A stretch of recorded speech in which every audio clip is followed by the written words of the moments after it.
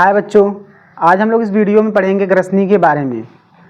ग्रसनी के बारे में पढ़ेंगे, इसके बाद ग्रास नली के बारे में पढ़ेंगे, क्योंकि इन सभी के बारे में आज हम लोग पढ़ेंगे, क्योंकि इसके पीछे हम लोग पढ़ चुके हैं दांत वगैरह, जीभ क्या होता है, मुँह गुहा क्या होता है, इसके पहले हम लोग अगले वाले वीडियो में पढ़ चुके हैं। अब यहाँ पे हम लोग आज पढ़ेंगे ग्रसनी के बारे में, ग्रास नली के बारे में, कैसे क्या होता है। आज हम लोग इस वीडियो में डिटेल में डिस्कस करेंगे। तो पहले अगर हम बात करेंगे यहाँ जो ग्रसनी होता है, ग्रसनी क्या होता है, तो इसको देखो, पहले ग्रसनी को समझने से पहले यहाँ पे इसको हम लोग कहते हैं मुख गुहा। मुख गुहा के बारे में हम लोग पीछे पढ़ चुके हैं। मुख गुहा, इसको बेटा हम लोग कहते हैं जो दोनों छिद्र है, ये नाक वाला रास्ता है, इसको कहते हैं नासा गुहा।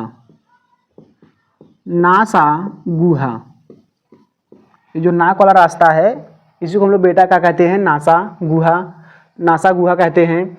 और ये जो मुख हुआ, जहाँ पे भोजन हम लोग चबाते हैं, उस खाली स्थान को कहते हैं मुख गुहा। ध्यान दीजिए, जो मुख गुहा और नासा गुहा पीछे चल करके एक साथ मिल जाते हैं, और जब मिल जाते हैं उसी को हम लोग कहते हैं ग्रसनी। क्या कहते हैं बेटा, ग्रसनी। क्या कहते हैं, ग्रसनी कहते हैं। जैसे अगर बात करेंगे, जो ग्रसनी है, जब मुख गुहा और नासा गुहा पीछे की ओर चल करके एक साथ मिल जाते हैं, और उसी मार्ग को, रास्ते को हम लोग कहते हैं बेटा ग्रसनी। क्या कहते हैं, ग्रसनी। अगर ग्रसनी की लेंथ की बात करेंगे, जो लंबाई होता है लगभग में 12 से लगभग में 14 सेंटीमीटर लंबी होती है। 12 से 14 सेंटीमीटर क्या होती है, लंबी होती है। और ये भी बात आपको याद करना है, जो ग्रसनी होता है, अभी बताया ग्रसनी क्या है, मुख गुहा नासा गुहा जब आगे चल के पीछे की ओर चल करके समाप्त हो जाती हैं, एक साथ मिल जाती हैं, उसी को हम लोग कहते हैं ग्रसनी। क्या कहते हैं बेटा, ग्रसनी। अब देखेंगे, जो ग्रसनी होता है इसके 3 भाग होते हैं। ग्रसनी के मुख्य रूप से 3 भाग होते हैं, जिनमें से अगर हम पहले भाग की बात करेंगे, उसको हम लोग कहते हैं नासा ग्रसनी। नासा ग्रसनी, नासा ग्रसनी। दूसरा है बेटा मुख ग्रसनी, मुख ग्रसनी। और तीसरा होता है बेटा कंठ ग्रसनी, कंठ ग्रसनी। बहुत ईजी है, इसमें कुछ नहीं है, ध्यान दीजिए। जौन है मुख गुहा बाटे, नासा गुहा पर पिछुआ जाएगी, का हो जाए, एक में सट जाए, मिल जाए, और वही हमसे क्या कही थे, ग्रसनी। ये लगभग 12 से 14 सेंटीमीटर क्या होता है, लंबा होता है। इसके पार्ट की बात करेंगे, भाग की बात करेंगे, तो 3 नासा ग्रसनी, मुख ग्रसनी, कंठ ग्रसनी। नासा फेरिंग्स, ऑरोफेरिंग्स, लैरिंगोफेरिंग्स इसका इंग्लिश नाम है। अब देखेंगे यहाँ पे कैसे आखिर ये कैसे क्या है, तो ध्यान दीजिए, ये वाला हिस्सा आपको जो दिखाई दे रहा है, ध्यान दीजिए, अच्छे समझिए। यहाँ से लेकर के जो आपको दिखाई दे रहा है, ये जो पूरा पोर्शन है, इसी को हम लोग बेटा क्या कहते हैं, ग्रसनी कहते हैं। क्या कहते हैं, ग्रसनी। तो ध्यान दीजिए, अगर हम ग्रसनी की बात करेंगे, कुछ नहीं है, यहाँ पे ये जो नाक वाला नासा गुहा, अर्थात जो नाक के पास, नासा गुहा के पास जो ग्रसनी फैली हुई है, उसी कहते हैं नासा ग्रसनी। और जो मुख वाले हिस्से में फैली हुई है, स्थित है, उसको कहते हैं मुख ग्रसनी। और जो यहाँ ध्यान दीजिए, ग्रसनी में यहाँ पे होता है कंठ, जहाँ से आवाज़ निकलता है, जहाँ से आवाज़ बनता है। देखो यहाँ पर आपको दिखाई दे रहा होगा, कंठ होता है। कुछ लोगों का कंठ क्या होता है, बाहर की ओर निकला होता है, जिसको हम लोग कहते हैं घेघा। क्या कहते हैं, ठेठ भाषा में घेघा। तो जो कंठ होता है, कंठ का काम होता है आवाज़ का बनाना, आवाज़ को बनाना। जैसे हम लोग बोल रहे हैं ना, तो आवाज़ कहाँ से आ रही है, कंठ से आ रही है। कहाँ से बेटा, कंठ से आ रही है। कंठ जो होता है सीटी की तरह होता है, साइज सीटी बजाते हो वैसे कंठ होता है। जो कंठ होता है उसमें गड्ढा होता है, और उसी गड्ढे से क्या होता है, हवा आने के कारण उसमें से आवाज़ निकलती है। और जो आवाज़ बनता है, हम लोग बनाते हैं, वो हम लोग का जो आवाज़ है जीभ बनाता है और मुख बनाता है, क्योंकि जीभ का काम है आवाज़ को बनाना, कंठ का काम है आवाज़ निकालना, साउंड का निर्माण करना। जैसे हम बताएं, से बांसुरी देखे होगे, बांसुरी जब हम लोग फूंक मारते हैं तो बांसुरी में से कंटिन्यू आवाज़ निकलती है, लेकिन जब बांसुरिया पे ऐसे ऐसे अंगुलियाँ ऐसे करते हैं तो आवाज़ बनता है। तो बांसुरी कंठ हो गया, ये फिंगर आपका जीभ हो गया। क्या बेटा, जीभ। क्योंकि जीभ का काम होता है, हम लोग के शरीर में मुख गुहा में जीभ का काम होता है आवाज़ को बनाना। जैसे आप जीभ को पकड़ लीजिए, देखो आव बाव बक्के चालू कर दोगे, क्योंकि आवाज़ साफ नहीं आएगा। तो यहाँ पे देखिए, आव बाव मत बकिए भैया, यहाँ पे देखिए। अब अगर देखेंगे यहाँ पे हम समझेंगे, यहाँ पर अगर हम देखेंगे यहाँ पे, जो ग्रसनी है, ग्रसनी के 3 भाग है। जिस एरिया में स्थित है उसी का नामकरण किया गया है। मुख वाले हिस्से में है तो मुख ग्रसनी, नाक वाले हिस्से में है तो नासा ग्रसनी, कंठ वाले हिस्से में है तो कंठ ग्रसनी। अब यहाँ पे कुछ इंपॉर्टेंट पॉइंट आपको बता रहे हैं, ध्यान दीजिएगा, अच्छे से सुनिएगा। यहाँ देखिए जो कंठ ग्रसनी, यहाँ देखो बेटा ये पूरा क्या है, कंठ ग्रसनी। क्या है? कंठ ग्रसनी। ये बेटा क्या है बताओ? कंठ ग्रसनी हो गया। ये वाला पूरा हिस्सा क्या हो गया? मुख ग्रसनी हो गया। और ये क्या हो गया बेटा? नासा ग्रसनी हो गया। अब देखेंगे यहाँ पे, समझो जो कंठ ग्रसनी होता है, अगर कंठ ग्रसनी में हम प्रवेश करेंगे तो कंठ ग्रसनी में बेटा यहाँ पे ध्यान से देखिएगा, कंठ ग्रसनी में हमें 2 प्रकार के छिद्र देखने को मिलते हैं। 2 प्रकार के छिद्र। कितने? 2। जो है अगवा वाला बाटा, छोटका वाला, इसको हम लोग कहते हैं बेटा, इसको हम लोग कहते हैं घाटी द्वार। घाटी द्वार। क्या बेटा? घाटी द्वार कहते हैं। और जो बड़का वाला छिद्र है इसको कहते हैं निगल द्वार। निगल द्वार। ध्यान दीजिएगा, जैसे हम कंठ ग्रसनी में प्रवेश करेंगे तो हमें 2 छिद्र मिलेगा। एक छोटा वाला जो आगे की ओर है घाटी द्वार, पीछे की ओर निगल द्वार। ध्यान दीजिएगा, निगल द्वार हमेशा बंद रहता है, केवल भोजन निगलते समय ही खुलता है। लेकिन जो घाटी द्वार होता है बेटा, घाटी द्वार कंटिन्यू क्या होता है? खुला होता है। अब देखेंगे जो घाटी द्वार है आखिर क्यों खुला है? क्योंकि जो घाटी द्वार वाला जो मार्ग होता है, अगर इसको हम देखेंगे तो ये जाकर के फेफड़े में खुलता है। फेफड़े में खुलता है। और जो निगल द्वार होता है बेटा, ये अगर इसमें आप जाओगे तो ग्रास नली से होते हुए आप ये आमाशय में, किसमें? आमाशय में पहुंच जाओगे। कहाँ बेटा? आमाशय में। आमाशय में पहुंच जाओगे। तो ध्यान दीजिए, ये क्यों आखिर खुला होता है? क्यों? क्योंकि जब हम लोग श्वसन करते हैं, सांस को अंदर बाहर लेते हैं, हवा को अंदर बाहर करते हैं, तो क्या होता है? घाटी द्वार से ये वायुनाल से होते हुए फेफड़े में अंदर बाहर जाता रहता है। अगर ये बंद रहेगा तब तो भैया शहीद हो जाओगे। तो क्या होता है? ये हमेशा खुला होता है और इसी मार्ग से हवा अंदर बाहर हमेशा करता रहता है, हमेशा अंदर बाहर करता रहता है। किससे? घाटी द्वार। ध्यान देना, घाटी द्वार जोन अगवा वाला छोटका छिद्रवा है, ये फेफड़ा में खुले। और जो बड़का छिद्रवा बाटे जिसका नाम है निगल द्वार, ये कहाँ खुलेगा? आमाशय में। तो ये कब कैसे क्या होता है? खुलता है, बंद होता है? ये हमेशा खुला रहता है। जब कोई व्यक्ति भोजन को निगलता है तो ध्यान दीजिए, इसी घाटी द्वार के ऊपर एक उपास्थि, क्या बेटा? उपास्थि, यानी कनवा बाटे ना, ये उपास्थिका बना है। क्या था? उपास्थिका। देखिए उपास्थिका बना होता है। अब देखिए जो उपास्थि होता है, जब भोजन कोई व्यक्ति निगलता है तो ये उपास्थि बाटा, इसका नाम है उपास्थि का जो बना है, इसको कहते हैं घाटी ढापन। ऊपरा घाटी द्वार के ऊपर जो स्ट्रक्चर दिखाई दे रहा है इसको कहते हैं घाटी ढापन। घाटी ढापन इसलिए इसको कहते हैं क्योंकि ये घाटी को ढकता है, ढपना है। मान ली डेगची है, ये ढकना है, तो ये क्या है? घाटी ढापन। तो घाटी ढापन इसका नाम इसलिए रखा गया है बेटा क्योंकि ये घाटी को ढकता है। क्यों? जब कोई व्यक्ति भोजन को निगलने लगता है तो भोजन निगलते समय वो फेफड़े में न जा पाए, इसलिए घाटी ढापन जो है घाटी को ढक लेता है। और जो भोजन यहाँ पे आया हुआ है वो क्या होगा? निगल द्वार से होते हुए कहाँ चला जाएगा? आमाशय में।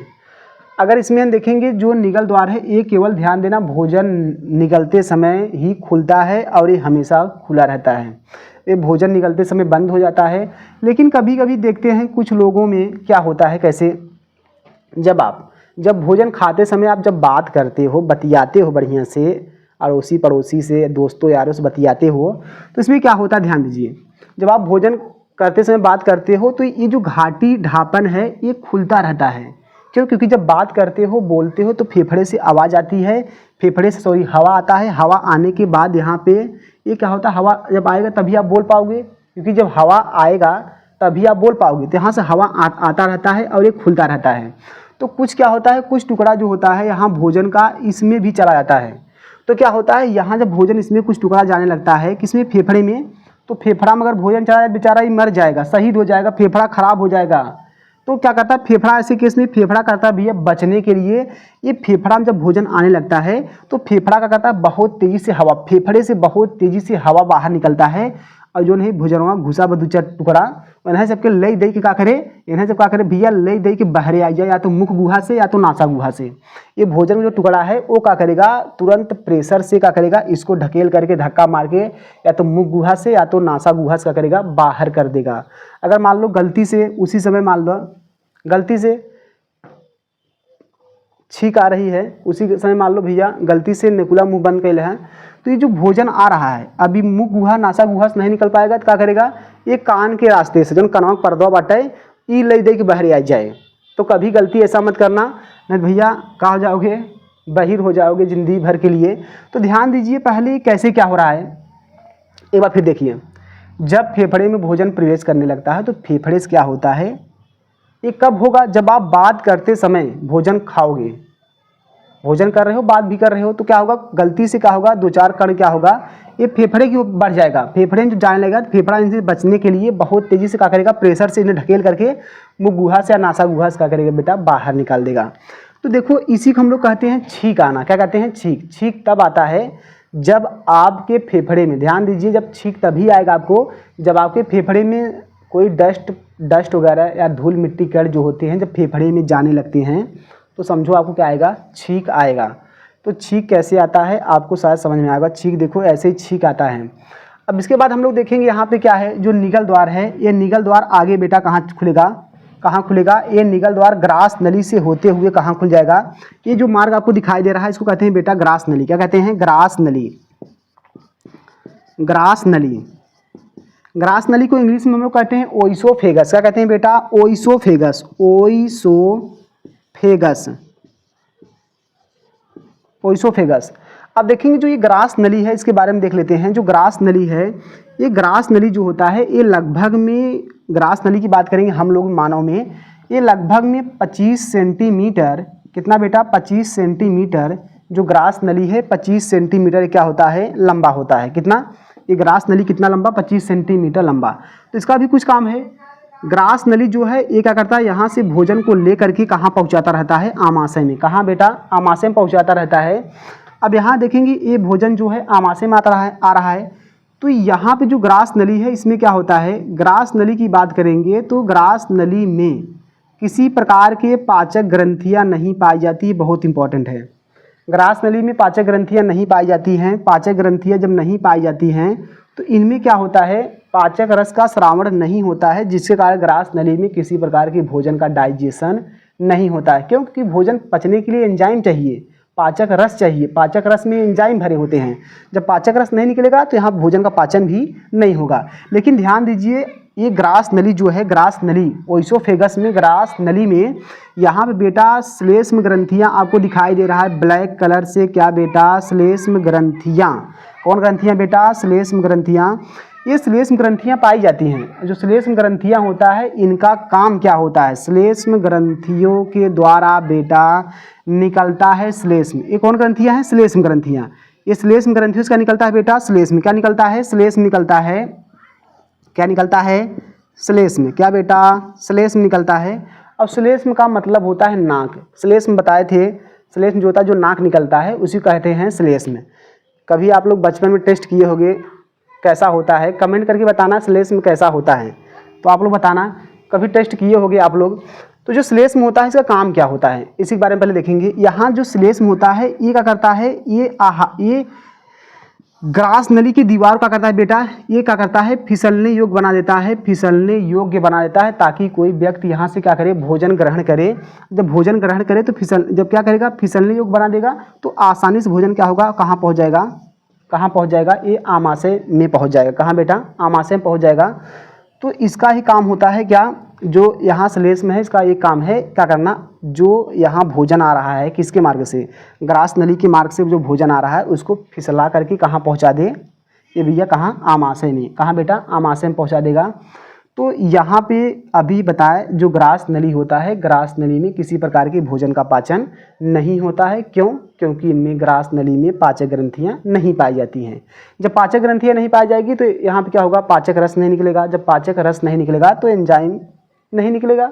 एंजाइम जब नहीं निकलेगा तो भोजन का पाचन वगैरह नहीं होगा। लेकिन ध्यान देना, आपको इंपॉर्टेंट पॉइंट है, आमाशय की दीवार में श्लेष्म ग्रंथियाँ म्यूकस ग्लैंड पाया जाता है, जिससे क्या निकलता है श्लेष्म। श्लेष्म का मतलब बताया भी नाक। वो क्या करता है, इसके दीवार को फिसलने योग्य बना देता है, फिसलने योग्य। सिंपल में कह सकते हैं कि श्लेष्म जो होता है बेटा काई का काम करता है। अब काई जनता है क्या करता है, काई का काम छटकाने काम है, तो काई के काम करता है भोजन को छटकाए कहाँ पहुँचा देता है, आमाशय में। अगर मान लो अगर नेचर ने, अगर भगवान यहाँ पे अगर श्लेष्म ग्रंथियाँ नहीं दिए होते तो मान लो जो रोटी वगैरह खाते हो, भोजन वगैरह खाते हो, वो आकर के ही ग्रास नली में क्या होता है, चिपक जाता। तो मेरे भाई क्या करता है ऐसे केस में, तब एक अलगे से मनाई विधा डंडा लेके खुदियारे पड़ा, मतलब क्या करना पड़ता है उसको ठेल के, मतलब ढकेल के कहाँ पहुँचाना पड़ता, डंडा लेके आमाशय में। तो ऐसे केस में तब या तो भैया क्या करना पड़ता, दो बार खाने के बाद एक बार डंडा लेके अंदर कहाँ भेजना पड़ता, आमाशय में। तो ऐसे केस में क्या करता है, यहाँ पे अभी बताया जो श्लेष्म होता है उसका काम क्या कैसे है, उनका काम होता है भोजन को क्या करना, फिसला करके कहाँ भेजना, आमाशय में भेजता रहता है। तो बस आज के लिए इतना ही। हम लोग क्या कैसे हुआ ग्रसनी और ग्रास नली के बारे में पढ़े हैं। अब अगले वाले वीडियो हम लोग पढ़ेंगे आमाशय कैसे क्या होता है।